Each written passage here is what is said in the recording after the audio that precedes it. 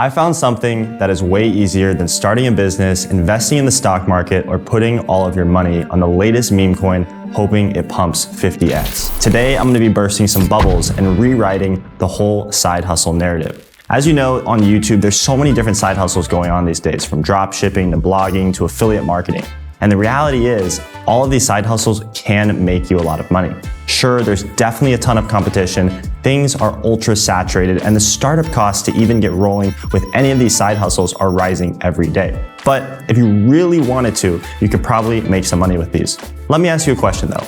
If you clicked on this video, you probably already have a side hustle, right? You might have 1, 2, 3, 5, even 10 different things going on all at once in your life. And you're spending 30 minutes on one, an hour on another, and then you're headed back to your job, coming to work on your third side hustle, just to get stressed that nothing is actually working. The thing is that all of these side hustles could work. You just won't spend enough time to only do one of them. See, the problem with the side hustle is that while it sounds great in theory, it can often end up just being another job, more demanding of your precious time and energy without the payoff that you're hoping for.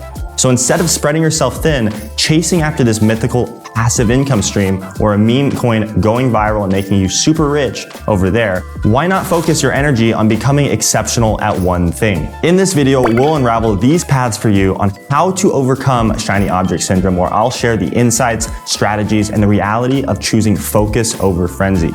I'm gonna be giving you 5 strategies to get rid of shiny object syndrome and finally focus on the one thing that will bring you joy, new wealth, and amazing relationships. The first strategy here is establishing the end goal. It's to find your light at the end of the tunnel, your hope. Plato, the great philosopher, says, "We can easily forgive a child who is afraid of the dark."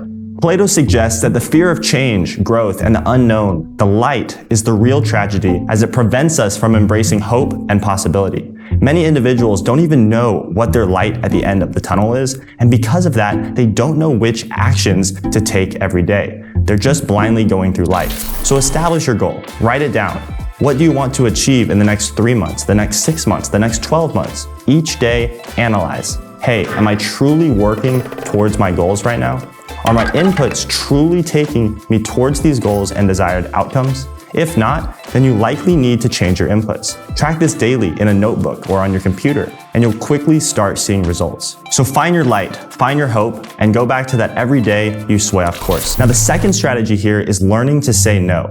Look, we only have so much time in the day. If you're spending 15 minutes on this task, 30 minutes on another, and then 45 minutes death scrolling on your iPhone, do you really think you're going to become successful? In order to reach your goals, you first need to have established the end goal. Once that's been mastered, it's then coming back to that goal each day. Say no to anything that doesn't take you towards that goal. Now, there's moments of life where I'm off partying, hitting clubs in Europe, living life.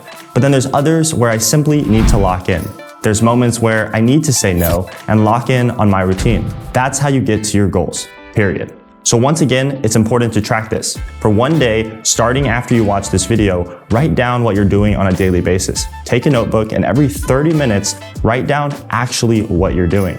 Were you on social media? Were you daydreaming? Were you wandering around the house avoiding the goals and tasks that you need to do? Become crystal clear on what you're actually doing every day and become acutely aware of the things that you need to cut out, right, that aren't taking you towards your goals. So have you got those 2 things? Now, the third strategy is prioritizing your tasks. Once you know your goals, there's always going to be multiple things that you could do in order to hit them. So instead of starting each day just doing a random thing, actually go through and analyze which of these tasks will net me the highest return on my invested time. Which thing will actually benefit me the most? And then only focus on that thing until it's done. Remember, your goal isn't to focus on 10 to 20 different things just to stay busy. It's to focus on the most important thing that will take you closest to your goal. A great metaphor here is to imagine your tasks as rocks and pebbles of different sizes that need to fit into a jar. This jar represents your time. Now, if you fill the jar with small pebbles, which are small tasks, first, you won't have room for the big rocks or important tasks. But if you put the big rocks in first and then you add in the pebbles, everything fits into the jar. This stresses the importance of prioritizing major tasks before smaller, less important ones, because if you don't do that, then you'll never be able to achieve anything great. Now for the fourth strategy here, I would implement a cooling off period. Our sales team talks to so many different people trying this online business space, this side hustle or this money-making scheme online. And once again, any of these online money-making schemes could work, but their time is so spread thin that nothing they do is actually successful. So before jumping on the newest fad or trend, whenever you find a new idea or project that seems exciting, give yourself a cooling off period. This means wait 48 hours before getting started with it. Write down these 3 questions and the answers to them. Will this new project actually take me towards my goals? Will this new project net me a higher ROI on my time than what I'm currently doing? And why am I trying this? Is it I'm afraid the current things I'm doing will take too long? Is it because I'm frantically trying to save something else? Now, after 48 hours, if you still believe that the answers to these 3 questions are net positive and the idea or opportunity still seems valuable and aligns with your overall goals, then continue on the project. Go all in on it. Now, lastly, this accounts for some of the previous things I brought up, but it's really important just to go all in. In order to actually get success with anything, you must make sacrifices. You must go all in. Take Kobe Bryant, for example. His dedication to basketball was legendary. His level of commitment, discipline, and focus was unparalleled. Just look at the Mamba mentality. Bryant was known for this Mamba mentality, which is a term that he coined to be on the quest for the best version of yourself. It's to always be improving yourself and have a relentless drive towards perfection. This mentality not only defined his career, but also served as his primary approach to the sport.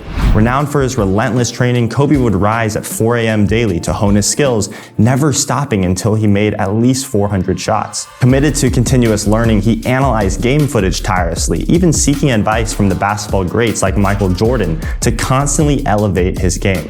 Kobe's unrivaled preparation for games encompassed everything from his diet and his sleep habits to mental exercises, even including mastering Beethoven's Moonlight Sonata on his piano to focus his mind. If you truly want to become wealthy, like truly, and you're not just saying it because it's the cool thing to do, you're not just saying it because that's what your friends are telling you that you need to do. If you truly want to crush it, you must go all in. Even when I'm with friends or family, my mind is likely on business. How can we make our sales team more efficient? How can we make this process better? How can we spend less on ads but make more sales regardless of this? How can we follow up with prospects more relentlessly? You must embrace the journey, love the process, and go all in. And that's ultimately what our private clients do with sales and remote triaging. They've set massive goals for themselves and want success more than anything. So they go all in with us. They take action and they learn the skill set of sales, which at least in my opinion, is the single most important skill to learn. So if that's of interest to you, I actually recorded a quick 25-minute video down below breaking down how you can get started with it. So that wraps up this video though. If you did enjoy it, make sure to share with your friends, family, whoever you think would find some value here. Drop a like and also let me know down below what goals you are going for this year in the comment section. What are you seeking to achieve and accomplish? Let me know down below. That's pretty much it. Thank you for watching and I'll see you in the next video.